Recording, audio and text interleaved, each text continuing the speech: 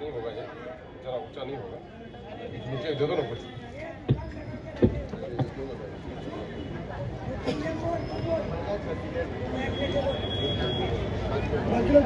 खून को लिखते हैं खून, पानी हम नहीं लिखते।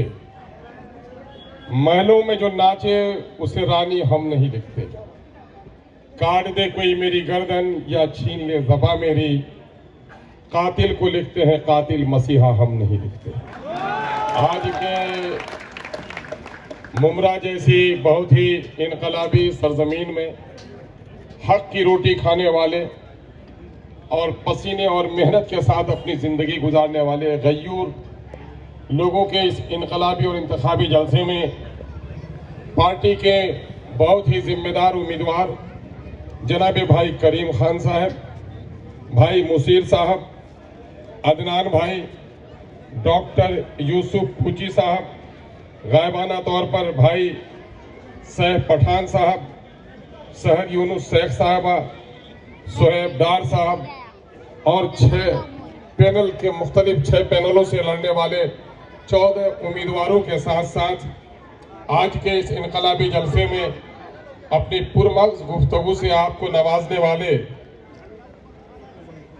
यूपी जैसे अजीम रियासत के सदर जनाब भाई शौकत अली खान साहब, मेरे रफीक भाई अयूब साहब, भाई अमजद बरकाती साहब, यहाँ पर मौजूद पार्टी के दीगर जिम्मेदार साथियों, गैरतमंद नौजवानों, काबिल कद्र नेक तरीन मेरी माओ बहनों और बेटियों और मेरे हिंदू मुस्लिम साथियों, वक्त बहुत कम है। मैं बाद नमाज मगरिब ही यहाँ आ रहा था, लेकिन भैवंडी में भी एक जलसे को खिताब करना था। दौरा आपसे मिलने आया हूँ। गुज़िश्ता दिनों सैफ पठान साहब के प्रोग्राम में मुझे आना था, मैं नहीं आ सका था, उसका भी मलाल था। करीम साहब और दिगर दोस्तों की कोशिशों को हमने सुना है। मैं इस वक्त बांग्लादेश और नेपाल की वादियों से चल कर आया हूँ। आपके मकामी मसाइल के ताल्लुक से हमारे फाजिल खतीबों ने अपनी बात को बड़ी वजाहत के साथ रखी है। चाहे टोरेंट का मसला हो, चाहे लॉकडाउन में हमारे बिहारी और यूपी के भाइयों के खिदमत का मसला हो, चाहे कब्रिस्तान की हुसूल याबी के लिए भाई सैफ पठान को तड़ी पार करने का मसला हो, ये सारे मसाइल से आप बखूबी वाकिफ हैं। जो लोग पुराने लोग हैं उनकी कारकर्दगी से वाकिफ हैं। इस मुल्क में मुसलमानों के साथ दुश्मनी करने वाली जमातों के ठेकेदारों से भी आप वाकिफ हैं। मैं 2-3 बातें सिर्फ जिम्मेदारी के साथ कहने आया हूँ। एक जुमला अक्सर बोलते हैं लोग, जैसन राजा वैसन प्रजा, बोलते हैं ना, बोलते हैं, सही लाते सही है ना, लेकिन माफ करना, मैं आज दूसरी बात कहने आया हूँ। ये जुमला आज से 100, 150, 200 साल पहले तक तो सही था, आज गलत है। क्यों? कल तक राजा किसी रानी के कोख से, बादशाह किसी मलका के आगोश से जन्म लेता था। जमहूरियत में रानी के कोख को चीर दिया गया है। वह बेटा पैदा हो सकता है, शहजादा पैदा नहीं हो सकता। इस मुल्क का कोई बादशाह हुक्मरान पैदा होगा तो अवाम के वोट से पैदा होगा। इसलिए अब कहना पड़ेगा, जैसन जनता जैसन प्रजा वैसन राजा। ये वक्त आपके चुनने का है।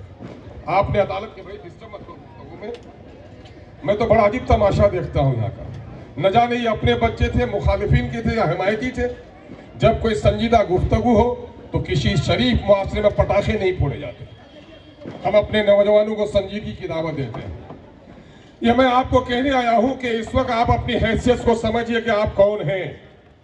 आपकी हैसियत एक मुंसिफ की है, एक जुडिशियल मजिस्ट्रेट की है।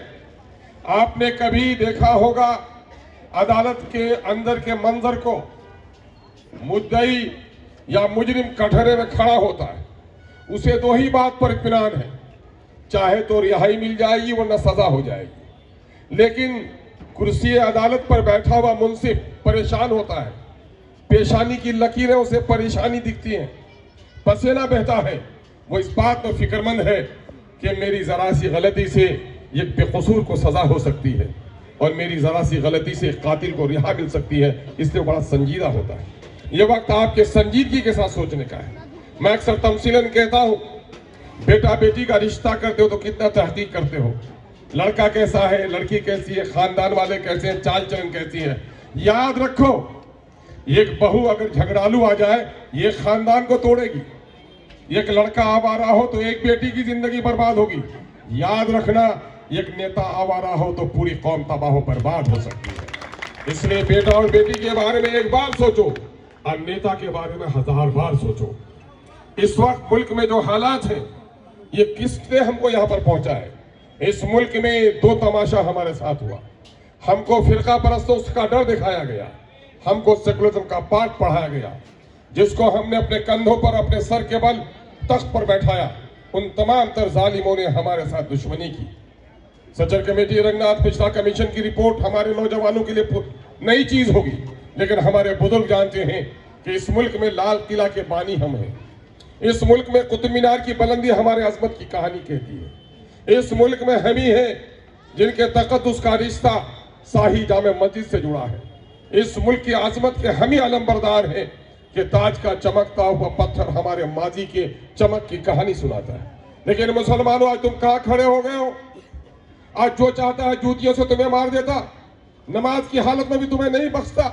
कभी गौर किया क्यों ऐसा हुआ? मैं अक्सर एक बात कहता हूं, सुनो, 90 किलो का एक इंसान हो, उनके पांव कट जाए 15 किलो के, वो लंगड़ा होगा लेकिन इंसान कहलाएगा। दोनों बाजू कट जाए 8 किलो के, लूला होगा लेकिन इंसान कहलाएगा। लेकिन 4 किलो वजन की गर्दन काट दी जाए तो वो इंसान नहीं, वो लाश है। जिस जिस्म में गर्दन नहीं है वो लाश है। जिस कौम का कोई अमीर नहीं वो भी मानिंदे लाश है। आज पूरे हिंदुस्तान में बेटियों की इज्जत लूटी जा रही है। दूसरे लोग अपने इबादत खानों में ऊंची आवाज में अपने इबादत के फरीजे अंजाम देते हैं। हमारी मस्जिदों के लाउड स्पीकर बंद किए जा रहे हैं। कभी गौर किया, इस मुल्क में 15% आबादी हमारी क्या तादाद होनी चाहिए थी पार्लियामेंट में? 80 से ज्यादा, जहां 20 से कम हो। और उनमें भी कुछ लोग शरीफजादे ऐसे हैं जो दूसरी पार्टी की गुलामी करते हैं, आपके मसाइल की तर्जुमानी नहीं करते। यही फर्क है क़यादत का। हम आपको दावत देने के लिए आए हैं कि 12 बरस की एक औरत को बच्चा न हो तो अड़ोसन पड़ोसन के बच्चे को गोद में लेती है, लेकिन 12 बरस के बाद अगर काला कलोटा भी बच्चा पैदा हो तो उसका पेशानी को चूमती है। चूमती है कि नहीं चूमती है? अगर चांद से भी ज्यादा खूबसूरत बच्चा हो तो फिर वो चौधरी के चांद को भी नहीं देखती है। ए गैरतमंदो, ये कुदरत का रहम है कि मौलाना अबुल कलाम आजाद के बाद मिल्लत की सियासी आगोश बाज हो गई थी। एक लंबे अरसे के बाद एक ऐसा लीडर हमारे दरमियान में आया है जो अपने और गैरों के दरमियान में शेर की ताकत रखता है और जुरतमंदी और ईमानी कुव्वत के साथ हक को हक कहता है, बातिल को बातिल कहता है। उसको दुनिया बैरिस्टर सुदीन अवैसी के नाम से जानती है। कल तक बच्चा नहीं था तो अड़ोसन पड़ोसन के बच्चे गोद में थे। कल तक अपनी जमात नहीं थी तो हम इधर उधर झांकते थे। लेकिन आज अगर हमारी जमात है तो हम अपना दस्त बाजू कटवा सकते हैं, लेकिन अपनी गर्दन कटवा नहीं सकते हैं। एक एक वोट देकर हम MIM को मजबूत करने का पैगाम रखते हैं। बुज़दिल लोग हमें डराते हैं कि इस मुल्क में तुमको रहना होगा तो गर्दन झुका के जीना होगा। एक कमबख्तों और सियासी कमीनों, ये आवाज सुन लो, मेरी आवाज तल्ख हो सकती है। नवाज़े रसूल ने हमें दर्स दे दिया है कि तुम बातिल के शमशीर में अपनी गर्दन को कटवा देना, लेकिन जालिम के दस्त पर कभी दस्तो बाजू मत रखना। हम गर्दन कटवा सकते हैं। बुज़दिली और ईमान एक जगह नहीं रह सकती। जो बुज़दिल होता है उसका ईमान नहीं है, जो अहले ईमान है वो कभी बुज़दिल नहीं हो सकता है। न करबल में, न मक्तल में, न शाह के आगे मोमिन झुकता है, फकत अल्लाह के आगे। हम बातिल के सामने में झुकने वाले नहीं हैं। हम आपसे अर्ज करने के लिए आए। मुझे मालूम है बिहारियों की एक बड़ी तादाद यहाँ पर, मुझे मालूम है यूपी और मुख्तलिफ रियासतों के लोग भी यहाँ रहते हैं, मुझे यह मालूम है कोकन बरादरी के लोग भी रहते हैं।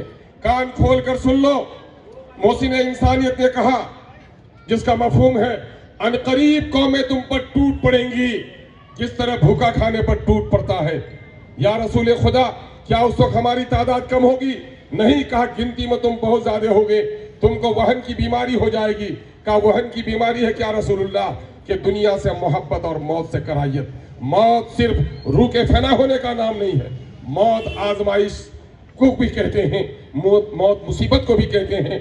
इसलिए मुसीबतों से घबराना ये ईमान की निशानी नहीं है। मुझे दर्ज दिया गया है, मुसीबतों से मत घबराओ, हक का तुम मुकाबिला करो। और इसी हक की आवाज का नाम बैरिस्टर असदुद्दीन अवैसी है। बहुत लोग कहते हैं, अभी कांग्रेस का एक कव्वाल कहता है बिस्मिल्लाह कह दो तो कौवा भी हलाल है, और वो कहता है कि अवैसी साहब के चीखने से क्या होता है।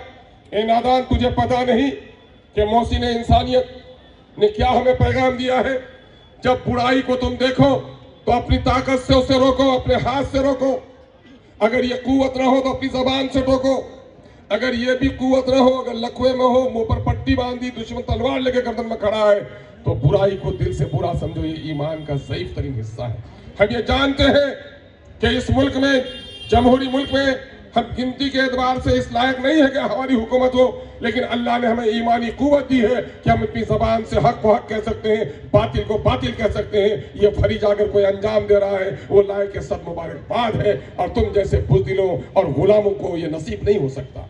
इसलिए हम आपसे कहने के लिए आए हैं, ये दरख्त जो सजर सायादार है, पहले बचपन में नाम सुने होंगे, हैदराबाद का बाइस्कोप देखे होंगे, आगरे का ताजमहल देखे होंगे, हैदराबाद का चार मीनार देखा होगा, दिल्ली का कुतुब मीनार देखा होगा, लेकिन अब हैदराबाद का नाम आता है तो चार मीनार का तस्वर तुम्हारे दरमियान में नहीं होता है। हक और अदालत का दो मीनारा तुम्हारे सामने में होता है। एक का नाम असदुद्दीन अवैसी है, दूसरे का नाम अकबरुद्दीन अवैसी है। ये दोनों मीनारे ऐसे मीनारे हैं जिन मीनारों की हिफाजत करना हमारा सियासी फरीजा है। इसलिए मुल्क के किसी हिस्से में भी कहीं भी जुल्म हो, कहीं भी आईन पर आ जाए, कहीं भी शरीयत पर आ जाए, पूरी दुनिया कांग्रेस के लीडरों से पूछ लो, समाजवादी लीग के लीडरों से पूछ लो, कांग्रेस के लीडरों से पूछ लो, बल्कि तारीख शाहिद है। तलाक बिल पर तो एक आलिम दीन हमारे हल्के से थे, मौलाना साउद कासमी साहब को कांग्रेसी ने बोलने की इजाजत नहीं दी, लेकिन जब भी इस तरह के वाकयात हुए तो किसी के बाप की मजाल नहीं हुई कि बैरिस्टर असदुद्दीन अवैसी की आवाज को रोक देने का काम करें। इसलिए लोगों, ये काम आपको करना होगा। ये वोट नहीं है, ये वोट अमानत है, ये अल्लाह की दी हुई अमानत है। जो दीवाना है वोट नहीं दे सकता, जेल के सलाखों में वोट नहीं दे सकता, लकवे के बिस्तर में वोट नहीं दे सकता। ऐ सेहतमंदो, ऐ सेहतमंदो, ऐ गय्यूर नौजवाना, ये वोट अमानत है, ये अमानत अहले अमानत के हवाले करो। ये वोट नहीं है, ये तलवार है। सिपाही को दोगे तो तुम्हारे गर्दनों की हिफाजत होगी, तुम्हारे घर के इज्जत और आबरू की हिफाजत होगी। और गलती से तुमने इन्हीं जालिमों को तलवार दे दी तो तलवार भी तुम्हारी होगी, गर्दन तुम्हारी काटी जाएगी। फैसला तुमको करना है, ये तलवार किसके हाथ देने हैं। ये टोरंटो के डाकू भी हैं जो उनका कमीशन लेते हैं, और एक तरफ करीम भाई जैसे लोग हैं जो इन जालिमों के खिलाफ लड़ते हैं। फैसला आपको करना पड़ेगा कि आप क्या कुछ करने जा रहे हैं। ये बोने का वक्त है, जैसा बोएंगे आने वाले 5 साल तक आपको काटना पड़ेगा। और एक बात, इलेक्शन के जमाने में मसलकी जात और बिरादरी की तफरीक को बढ़ाया जाता है, रिश्वत के पैसे चलते हैं। गय्यूर नौजवानों, तुम्हें कहा गया है कि तुम हलाल की रोटी पर जीना, हराम खाने से बेहतर है कि तुमको मौत आ जाए। यकीन जानो, पैसे की बुनियाद पर कोई अगर अपने जिस्म को बेचे तुम उसे जिस्म फरोश कहते हो, न जाने क्या क्या गालियां देते हो। यकीनन है कि पैसे पर अगर अपने ज़मीर का कोई सौदा करे उससे गिरा हुआ इंसान कोई नहीं होता, लेकिन यकीन जानो कि जिस्म फरोश जितना गुनहगार है उससे ज़्यादा गुनहगार वो है जो पैसे की बुनियाद पर अपने वोट और ज़मीर का सौदा करे। इसलिए वोट और ज़मीर का सौदा नहीं करना है, अपना एक एक वोट को हमें MIM के लिए इस्तेमाल करना है। मैं इस वक्त आपकी दुआओं से 5वीं बार बिहार के असम्बली में आया हूँ। मैं राजद से भी MLA में आया था, 2 बार अभी MIM से जीता हूँ। मुझे कुछ लोग पूछते हैं कि अख्तरुल ईमान तुम तो बड़ी जमात में थे, इस छोटी जमात में आ गए हो, 5 जीते तो तुम्हारे 4 तोड़ लिए गए, तनहा खड़े हो, तुमको कैसा लगता? बड़ी जमात तुमको अच्छी नहीं लगती थी? मैंने कहा कि वो फरेब खुर्दा शाही जो पला हो कर गसों में, उसे क्या खबर हो रहो रस्म साहबाजी। वो गुलाम परिंदा जो कफस में पलता हो, उसको आजाद फैजा से क्या ताल्लुक हो। ए नादानो, मैं कल तक किराए के घर में था, दालान जरूर था, लेकिन डर भी बहुत था कि किस वक्त निकाल दिया जाऊं। आज अपनी झोपड़ी है तो किसी के बाप की मजाल मेरे दरवाजे पर दस्तक देने की नहीं है। इसलिए अपनी जमात पैदा करने की जरूरत है। इस वक्त सारे लोगों ने, हम एक जमहूरी मुल्क में जीते हैं, हम हिंदू और मुसलमानों में इत्तेफाक की बात करते हैं। हमारे बुजुर्गों ने नसीहत की है। सैयद अली रहमान ने कहा, ये वतन हिंदुस्तान एक खूबसूरत दुल्हन की तरह है, हिंदू और मुसलमान उनकी दोनों रसीली आंखें हैं, किसी एक आंख को तोड़ दोगे तो हमारी दुल्हन बदसूरत हो जाएगी। आज ये काम कौन कर रहा है? ये मोदी कर रहे हैं, मोदी की औलादें कर रही हैं। इस मुल्क में मजहबी जुनून की बुनियाद पर मुसलमानों को सताया जा रहा है, कई दाढ़ी के नाम पर, कई टोपी के नाम पर, कई बुर्के और हिजाब के नाम पर परेशान किया जा रहा है। ऐसे वक्त में इस मुल्क के आईन की हिफाजत की जरूरत है। चाइना के 56 इंच के सीना वाला मोदी चाइना के सामने में दुबक 36 इंच हो जाता है। पाकिस्तानी कमीनों के सामने में बोलने की हिम्मत नहीं होती है। अगर वहां भी डटकर कोई बोलता है तो बैरिस्टर असदुद्दीन अवैसी बोलता है। ये लोग आज मुल्क में मुसलमानों के खिलाफ एक फैजा बना रहे हैं कि मुसलमानों को वतन से मोहब्बत नहीं है। अंग्रेज के दलालो, तुम्हें मालूम होना चाहिए, अस्फाकुल्लाह का लहू मेरे लहू से मिलता है, हवलदार हमीद का खून मेरे रगों में बहता है। मेरे बाप दादा ने इस मुल्क को जोड़ा है, तोड़ा नहीं है। तुमने अंग्रेजों की गुलामी की है, तुम हमसे ज्यादा वफादार नहीं हो सकते हो। लेकिन हमारे लोगों को बुजदिली का सबक पढ़ा दिया गया। हमारे लोगों का ज्यादा ऊंची आवाज मत बोलो। याद रखो बुजुर्गों, भेवंडी को जलाया, मुरादाबाद के में सीने में गोलियां चलाई गई, गुजरात में हमें काटा गया, टाटा और पोटा के नाम पर हमारे नौजवानों को गिरफ्तार किया गया। हमारे लोग खामोश हो गए थे, डर गए थे, बोलने की हिम्मत नहीं हो रही थी। अल्लाह तौफीक बख्शे बैरिस्टर असदुद्दीन अवैसी को कि उसने जब अपनी जुर्रतमंदाना ईमानी कुव्वत के साथ मुदल्लल बहस की, टीवी में, पार्लियामेंट में, अखबारों के जरिए से जब उनकी जुर्रतमंदी का मुजाहरा हुआ तो कमजोर से कमजोर नौजवान भी सर उठाकर बोलने लगा। ये कुव्वत गोयाई किसी ने दी है, उसका नाम बैरिस्टर असदुद्दीन अवैसी है। इसलिए हम आपसे गुजारिश करने के लिए आए हैं कि इस वक्त ये सजर सायादार जो हैदराबाद में भले उसकी तना हो, लेकिन उसकी टहनियां पूरे मुल्क में फैली हुई है। अगर इस वार्ड में या हमारे 14 जो उम्मीदवार हैं, इनके जीतने और हारने से न दिल्ली की सरकार बदलने वाली है, न बॉम्बे की सरकार बदलने वाली है। लेकिन एक बात यह है कि ये अगर आप इनको जिताते हैं तो बैरिस्टर असदुद्दीन अवैसी नाम का जो सायादार दरख्त है उसकी जड़ें मजबूत होंगी, उसका तना मजबूत होगा, उसकी टहनियां दूर तक फैलेंगी। आप मत घबराइए, नतीजा क्या होने वाला है, नतीजा ऊपर वाला तय करता। आपको कोशिश करनी है। खुदा उस कौम की हालत नहीं बदलता जो अपनी हालत को बदलने के लिए तैयार नहीं हो। नौजवानों, तुम्हें नहीं मालूम, इन बुजुर्गों से पूछ लो। 1980 से पहले बीजेपी नहीं थी, जनसंघ थी, और जनसंघ का उसका अलामती निशान था, इंतखाबी निशान चिराग था। चौराहे के एक पार्चुन वाले ने वोट दिया। कहा किसको तुमने वोट दिया? पड़ोसी ने पूछा। कहा कि भाई हमने जनसंघ को वोट दिया, चिराग को।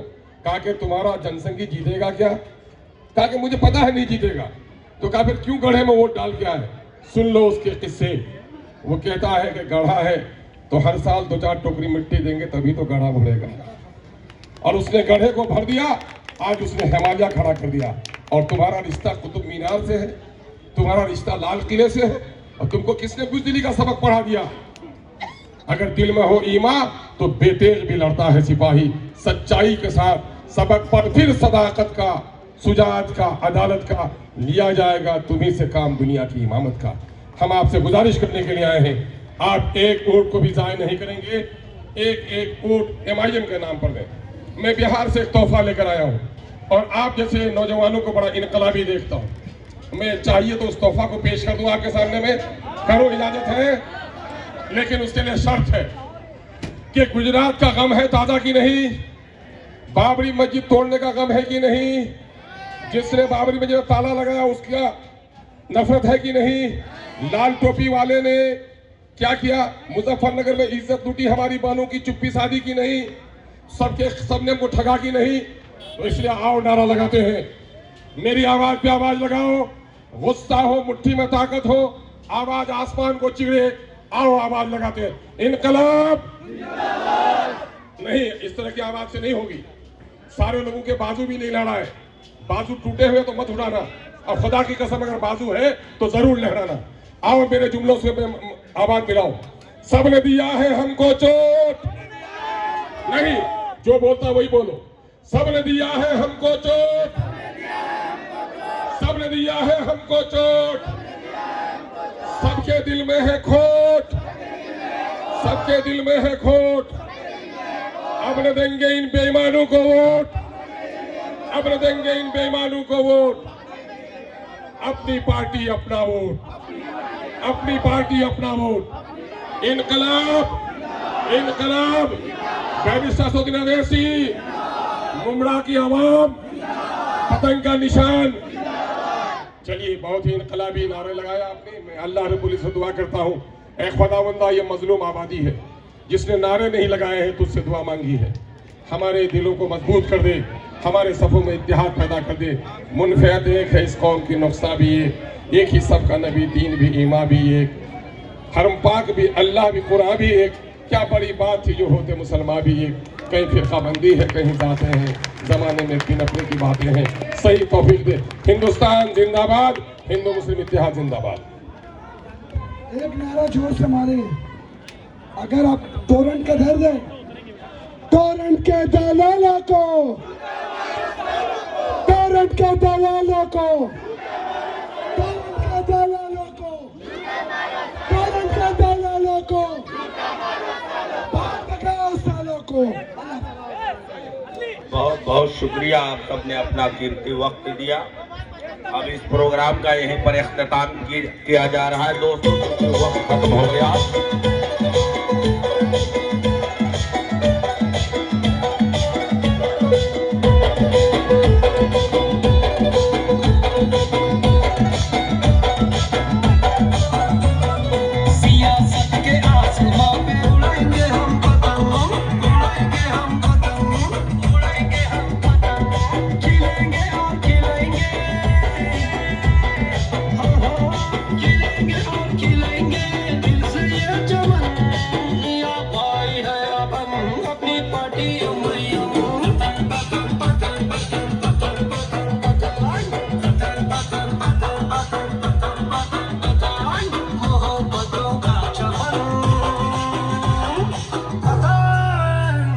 Button, button, button.